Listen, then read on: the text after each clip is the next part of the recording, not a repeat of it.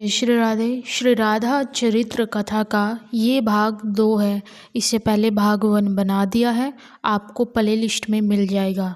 राधा चरित्र को सुनने से अनंत जन्मों के पाप नष्ट होते हैं। अनंत जन्मों से जो जीवन में बाधा, जो अमंगलता चलती आ रही होती है, वो सब मंगल में परिवर्तन हो जाता है। अमंगल कुछ नहीं होता, सब मंगल ही मंगल होगा जिसने राधा नाम सुमरन किया हो और श्री राधा चरित्र कथा को श्रवण किया हो। देखिए, श्री राधा चरित्र कथा अपने आप में काफ़ी गोपनीय है। ये अवसर सबको प्राप्त नहीं होगा कि सब राधा चरित्र को सुन पाए। ये दूसरा भाग है। आज श्री कृष्ण भगवान अपना ही श्रृंगार करने वाले हैं। बताया कि श्री कृष्ण भगवान श्री लक्ष्मी जी की पेटिका लेकर के आते हैं और ठाकुर जी ने अपने ही प्रतिबिंब का श्रृंगार करना शुरू किया। अब ठाकुर जी ने अपने ही रूप को सजाना शुरू किया। ठाकुर जी ने मोर पे छटायो, मुकुट उतार करके दूर रखो और घुंघराली केशों को खोल करके अपना नेत्रों में सुंदर छोटा छोटा काजल लगाया, माथे पर सुंदर सी प्यारी सी बिंदिया लगाई और होठों पर लालिमा लगाई, गले में हार पहना और सारा का सारा श्रृंगार करके लक्ष्मी की जो चुनरी होती है उसको ला कर के जैसे ही शीश से चढ़ा कर के ठाकुर जी ने जैसे ही जो श्याम वर्ण रंग है उसको थोड़ा सा गौर वर्ण कियो, वैकुंठ के उस प्रतिबिंब में से न जाने आज सूर्य और चंद्रमा का एकाकी रूप प्रकट हो गया। इतना तेज, इतना एक संग प्रकट हुआ जैसे आज साक्षात सूर्य और चंद्रमा एक संग प्रकट हो गए हो और वहाँ की जो रोशनी है उसको कोई सहन कर ही नहीं सकता।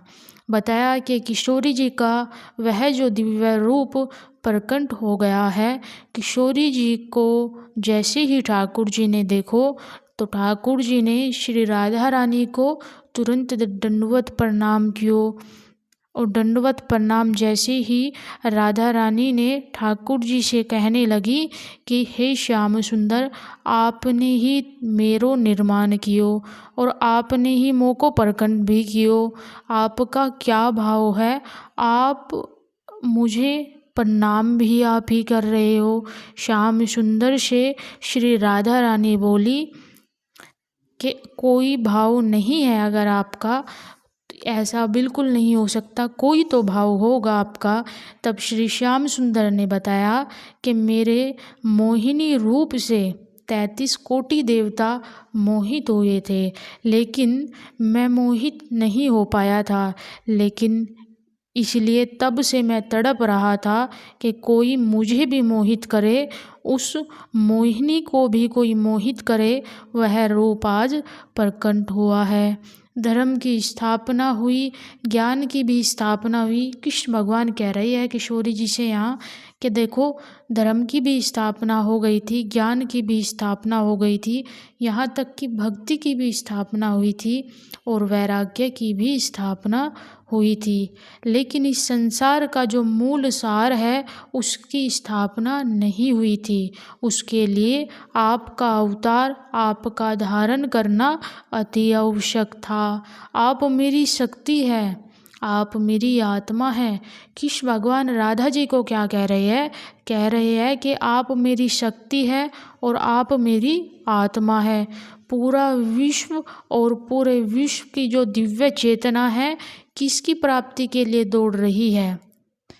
एक आत्मा।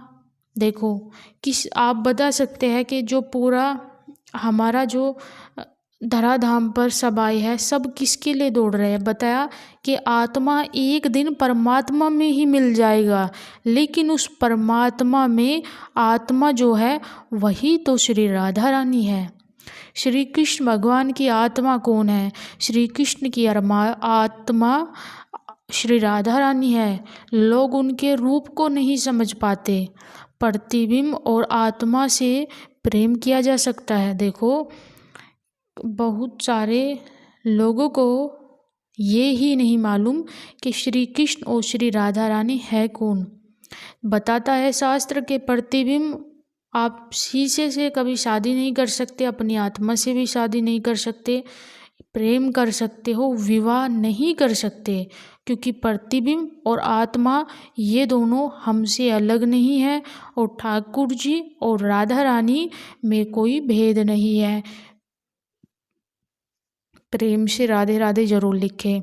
जब श्याम सुंदर राधा रानी का रूप धारण करते हैं तो गोपियों को भी राधा रानी से अधिक सुख मिलता है।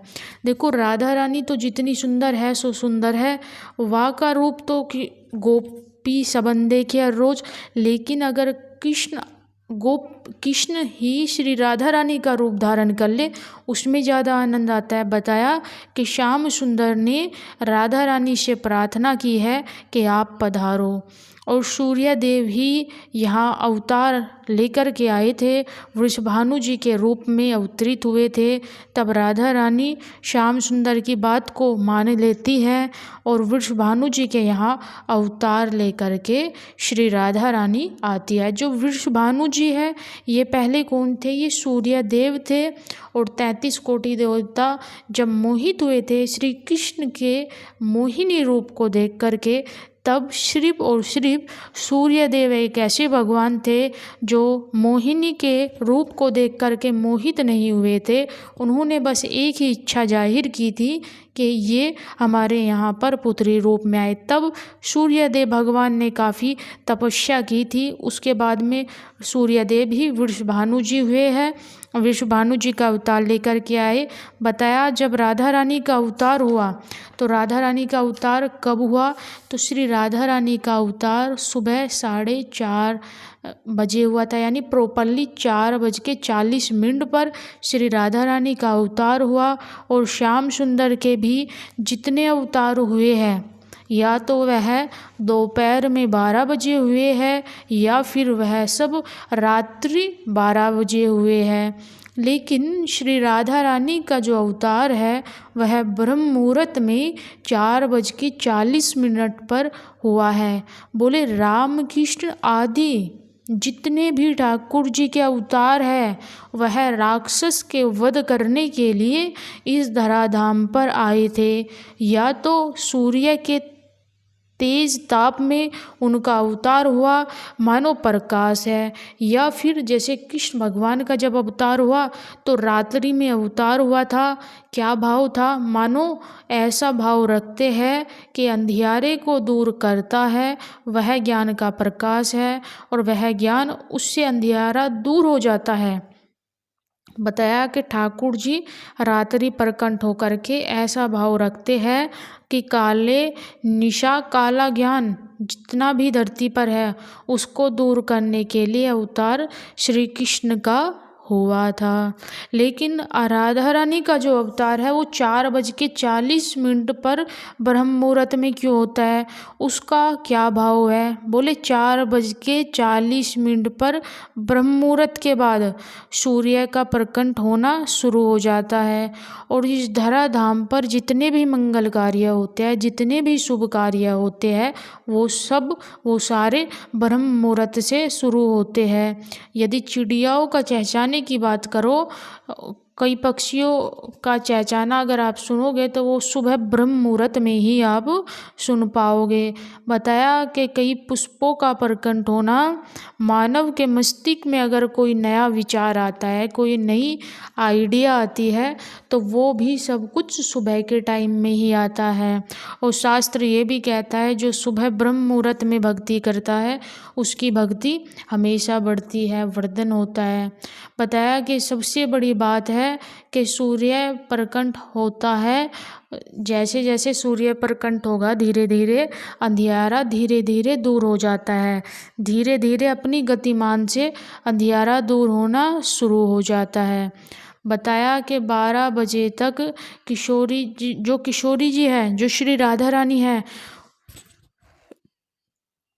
उनका अवतार 4:40 यानी ब्रह्म मुहूर्त में हुआ। और उसका जो भाव बताते हैं, बताया कि वर्धन के भाव से श्री राधा रानी का ब्रह्म मुहूर्त में पधारी है श्री राधा रानी। वर्धन के भाव से। बताया ऐसा ही प्रेम का वर्धन, भक्ति का वर्धन, इन सब का वर्धन करने का अगर कोई प्रतीक है तो वो एक हमारी किशोरी जी है, वो हमारी श्री राधा रानी है।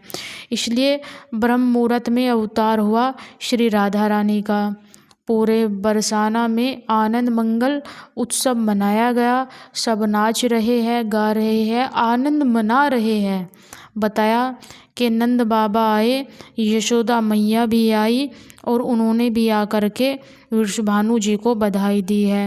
सब कुछ हुआ, लेकिन राधा रानी के अवतार, जब राधा रानी का अवतार हो जाता है तो सब कुछ बढ़िया तरीके से हो जाता है। लेकिन एक बड़ी विचित्र घटना घटती है। बताया जाता है कि 8 दिन बीत जाते हैं, लेकिन किशोरी जी ने अभी तक अपने नेत्र नहीं खोले। ये सबसे ज़्यादा विचित्र कहानी रही, घटना रही कि राधा रानी का अवतार तो हो चुका था, लेकिन उन्होंने अपने नेत्रों को नहीं खोला था। बताया कि अभी तक किशोरी जी ने, एक छोटी सी बालिका है किशोरी जी, अभी सुकुमारी है, परंतु अभी तक किसी को भी किशोरी जी के नेत्रों का दर्शन नहीं हुआ। अभी तक किशोरी जी के नेत्र ही नहीं खुले। इस बात को सोच करके बार बार वृषभानु जी और कीर्ति जी चिंता में डूब जाते हैं। बताया कि हमारी लाली है तो गई, लेकिन या अपने नेत्रन ने ना ही खोल रही।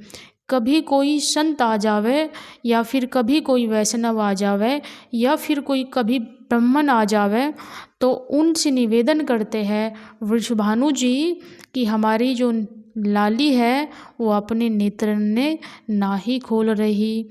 तब देवताओं ने नारद जी को भेजा पृथ्वी पर कि आप जाओ और आप वृषभानु जी के मन में जो भाव चला हुआ है उसको पूर्ण करो, जा कर के किशोरी जी के नेत्रों का दर्शन कराओ।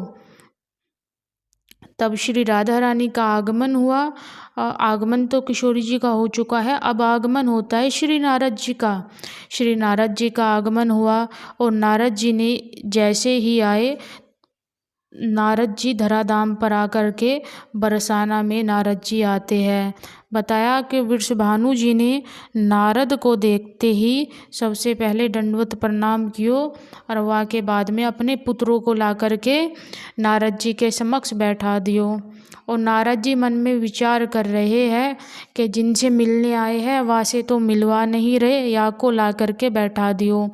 बताया कि जिनका हम दर्शन करने आए हैं, ये नारद जी अपने मन में रख रहे हैं भाव कि जिनका दर्शन हम करने आए हैं उनका दर्शन हमको नहीं करा रहे। किनका दर्शन करने आए हैं नारद जी पृथ्वी पर? श्री राधा रानी का। बोले 2-3 दिन नारद जी बरसाना में ही विचरण करते रहे।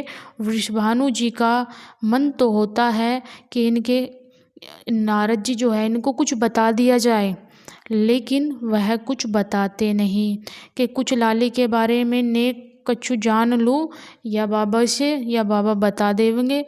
मतलब अंदर से विश्वास है वृषभानु जी को, लेकिन बार बार वो रुक जाते हैं। लेकिन जो नारद जी से वो भाव अपना प्रकट करना चाहते हैं वृषभानु जी, लेकिन कर नहीं पा रहे।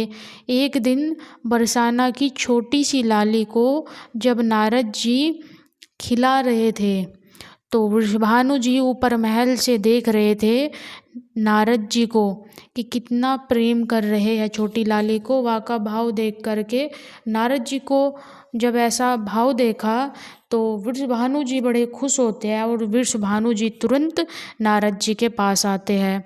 और अब आकर के नारद जी को क्या बताएंगे वो हम कल के प्रसंग में बताएंगे आपको। राधा चरित्र आपको कैसे लग रहा है ज़रूर बताएं, शेयर भी ज़रूर करें और भाई कमेंट्स में राधे राधे ज़रूर लिखें। जय श्री राधे।